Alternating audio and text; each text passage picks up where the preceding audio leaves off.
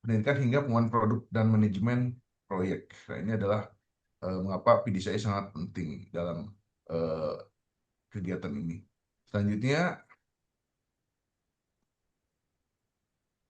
nah, bagaimana atau apa keterikatannya antara PDCA dan MONEF itu?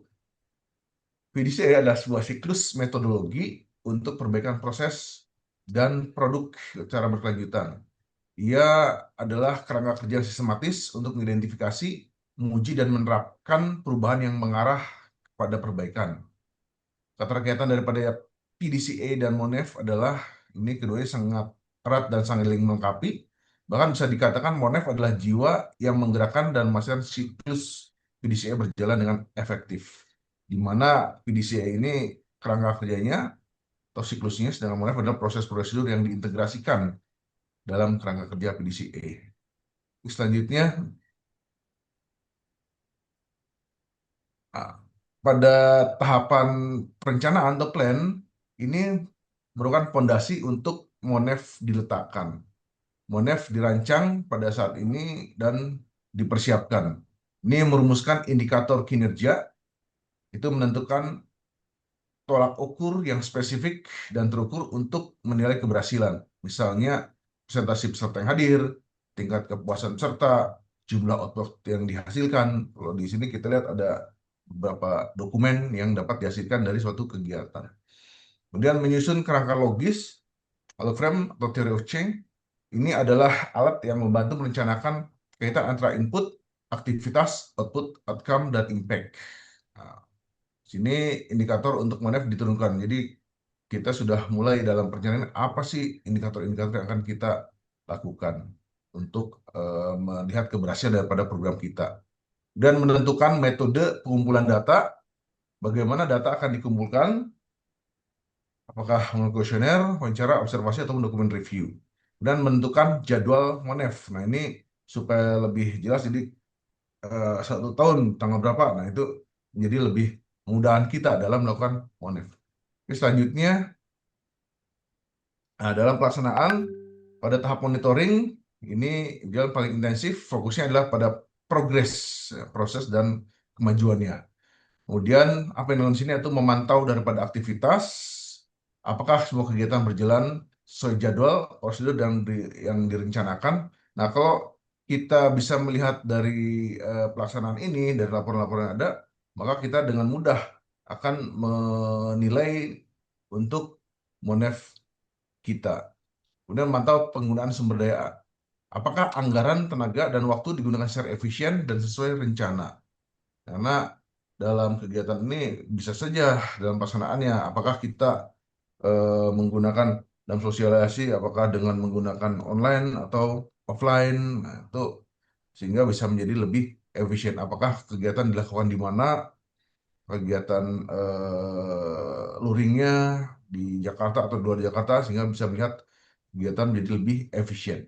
Dan mengumpulkan data awal, mengumpulkan data-data dasar dan data perkembangan dengan indikator yang telah disiapkan. Dan mengidentifikasi masalah dengan segera, jadi mendeteksi kendala, hambatan, ataupun penyimpangan sedini mungkin saat masih bisa diperbaiki.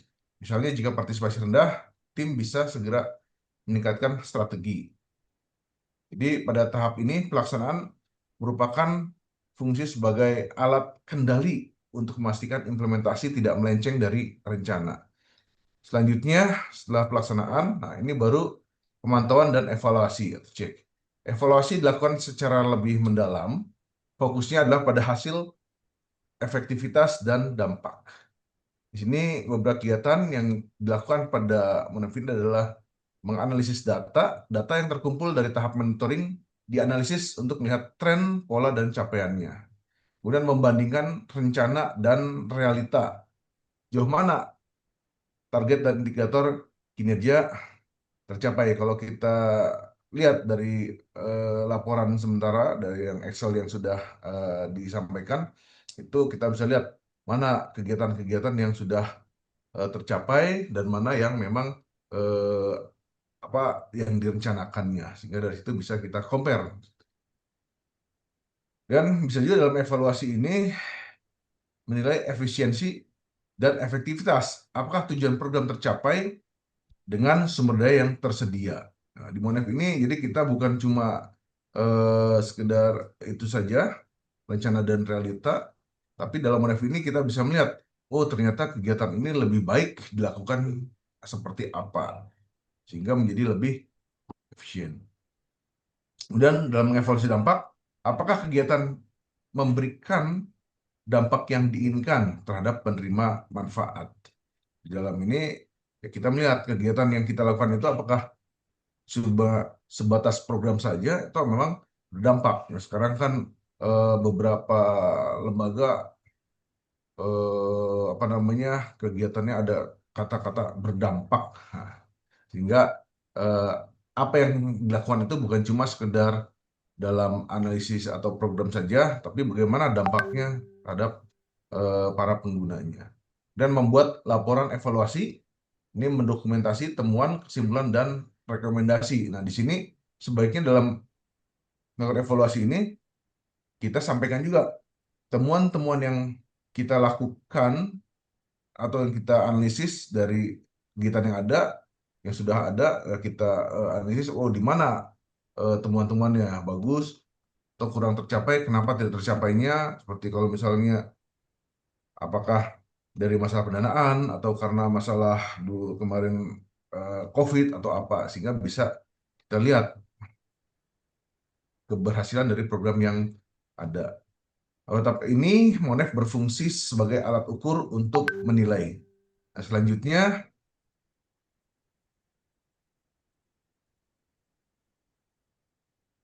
adalah tindak lanjut. Jadi setelah kita melakukan Monef, setelah dapat hasilnya, kita melakukan ini merupakan puncak dari proses Monef, yaitu temuan dari evaluasi digunakan untuk mengambil tindakan.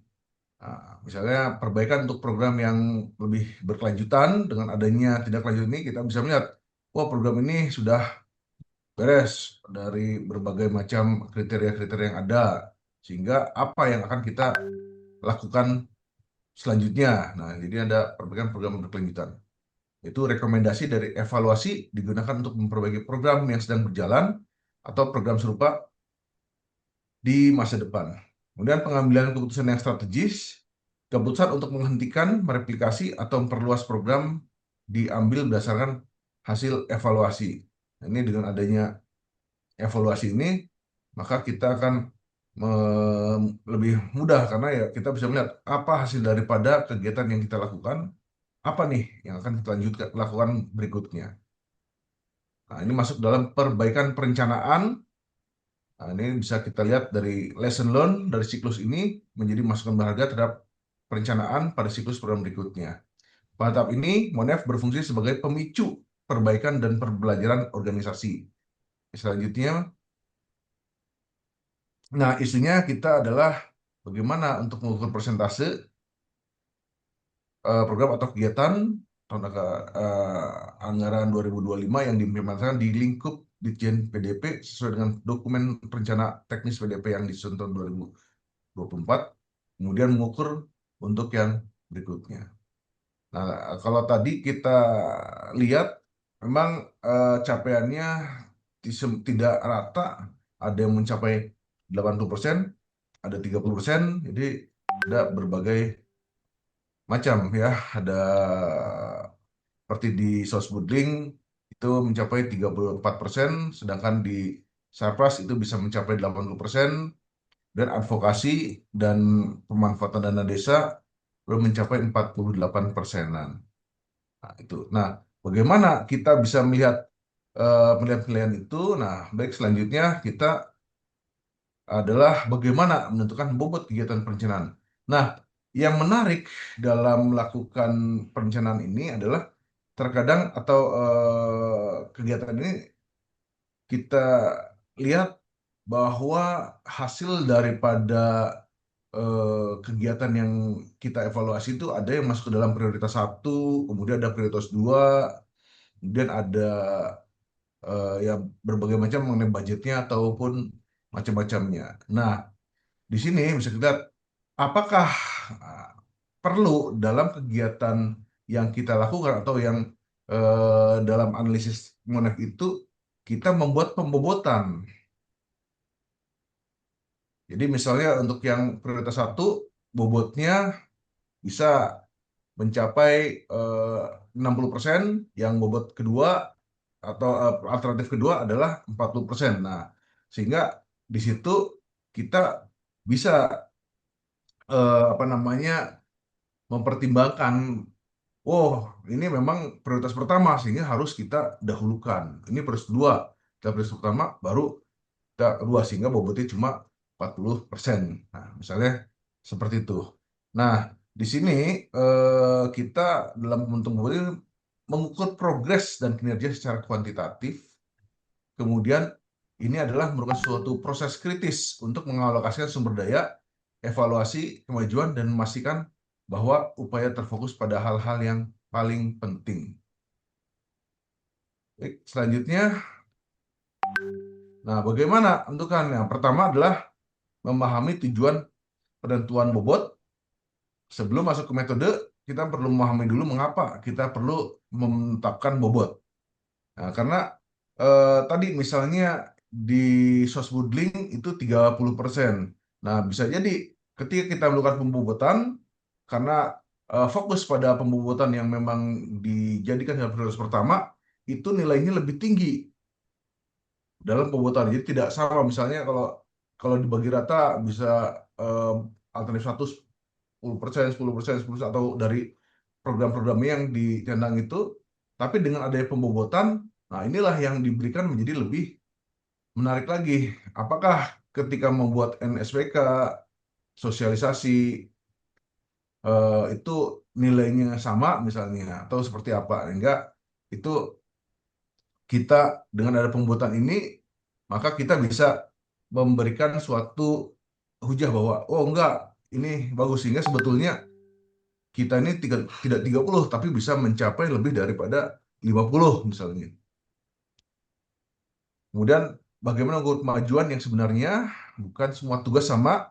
Misalnya Anda menyelesaikan 10 tugas kecil dengan bobot rendah tidak sama dengan menyelesaikan satu tugas kunci dengan bobot tinggi. Jadi ketika kita mengerjakan memang yang kegiatannya lebih jelimet dibandingkan kegiatan yang lain, nah itu diberikan bobotnya yang lebih tinggi dibandingkan dengan yang simple, yang perlu waktunya lebih lama ataupun pendanaannya lebih lama, itu berbeda dengan yang waktunya lebih sebentar ataupun yang dananya lebih kecil.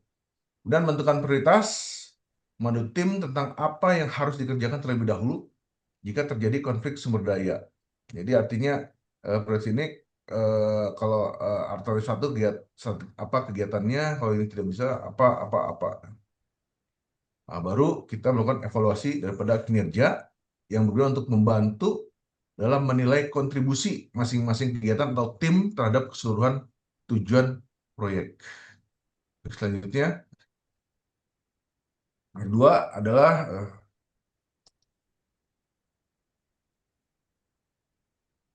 metode penentuan bobot. Nah, ini dalam pembobotan ini ada beberapa macam modelnya, misalnya berdasarkan usaha atau kompleksitas.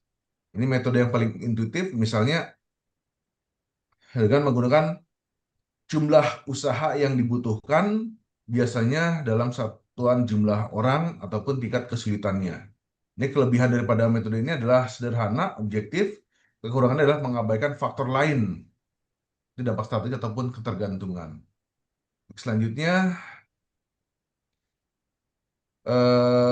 berdasarkan dampak terhadap tujuan utama. Metode ini lebih strategis, bobot ditentukan oleh seberapa besar kontribusi suatu kegiatan terhadap pencapaian tujuan utama proyek atau organisasi.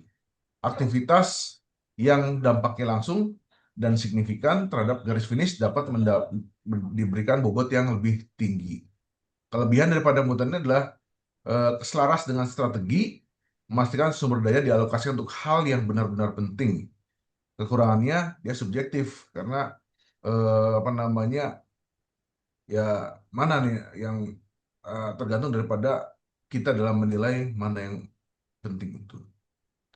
Oke, selanjutnya berdasarkan nilai atau ROI, Return on Investment, ini biasanya dalam finansial Nah, kalau dalam kegiatan kegiatan yang private mungkin mudah untuk menilai mana nih yang bisa mendapatkan keuntungan yang bagus karena berdasarkan outcome. Tapi kalau untuk kegiatan-kegiatan yang public policy emang ini agak susah karena sudah tahu ini tidak menguntungkan. Nah, pasti akan dilakukan ya, sehingga ini emang agak sulit kalau yang untuk metode ini dilakukan.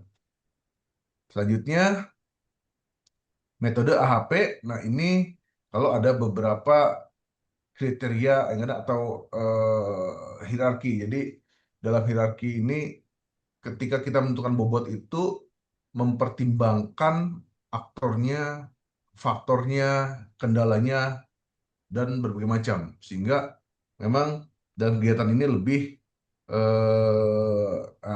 komprehensif, mengurangi bias, dan baik untuk keputusan yang kompleks.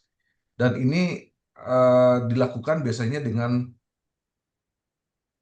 apa namanya narasumbernya adalah para pembuat kebijakan atau yang mengerti kegiatan yang akan dilakukan. Sehingga dalam kegiatan AHP ini walaupun jelimet tapi memerlukan orang yang sedikit saja. Biasanya yang mempertimbangkan prioritas kebijakan itu adalah kita bisa sekitar 3 atau 5 orang pun itu sudah bisa. Nah, tapi kekurangannya memang tadi rumit dan makan waktu dan juga ada softwarenya yaitu misalnya expert choice ya.